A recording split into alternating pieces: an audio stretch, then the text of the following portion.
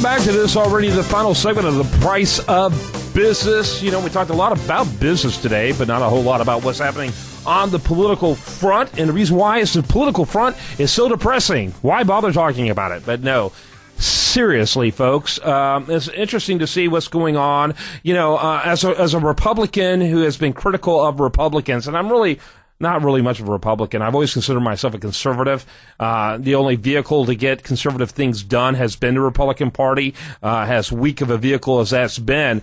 But, you know, the reality is that there's no harsher critic of the GOP than me. Why bother criticizing the Democrats? Because they're doing what they're supposed to do, which is to socialize this country. They've made it very clear that's their intentions.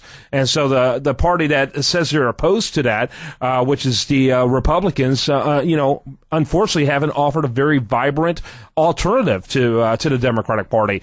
Ted Cruz, who has been on the shows many times, U.S. Senator from the great state of Texas, you know, he's pointed out that the Republican Party, when they run in primaries, they run as far right as they possibly can, but when they get the nomination, they want to be an inch away from the Democrat and crowd all of the space from that inch away all the way to the far right. But of course they do that by staying as liberal as they humanly possibly can be, and that's largely how most of them govern.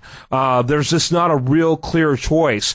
Phyllis Schlafly in her book probably put it best with her title of her book, A Choice, Not an Echo, talking about Barry Goldwater. Very rarely Barry Goldwater, poorly packaged, but truly a different choice than what LBJ was going to be. Ronald Reagan, a different choice. Really, other than that, we've had a lot of echoes over the decades, and we do much better with a clear-cut choice, and that's what America needs.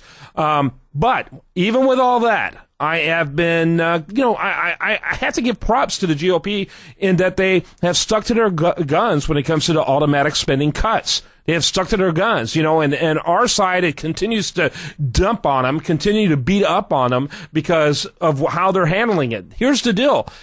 They are the majority party in one house in government. You got the other house of the Congress dominated by the other party, and the White House dominated by someone else altogether, or rather of the same party of the Senate.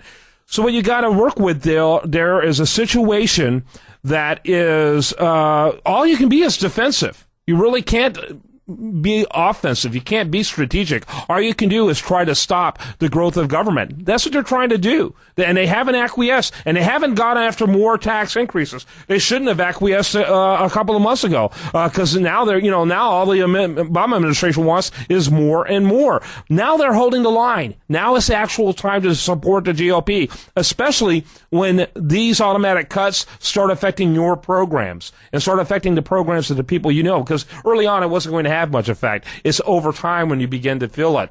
You know, and John F. Kennedy put it well when he said, ask not what your country can do for you, but what you can do for your country. What can you do for your country when those automatic spending cuts start affecting you personally? What can you do? If you start bellyaching, if individuals start bellyaching and demanding that it changes, then the result's going to be all of it's going to change, because that's just how the political process works. Huey Long may have put it best when he said, don't tax you, don't tax me, tax the fellow behind a tree. It's the same thing when it comes to spending cuts. Don't cut you, don't cut me, cut the fellow behind a tree. And it's the politics of us against them. It's the politics of social stratification, of trying to create wars among the classes, class warfare. And it is bad politics, and it's really horrific economics. So now's a good time to tell your congressman, stick to their guns when it comes to spending cuts. I'm Kevin Price. Have a great day. Spend it right here on this station.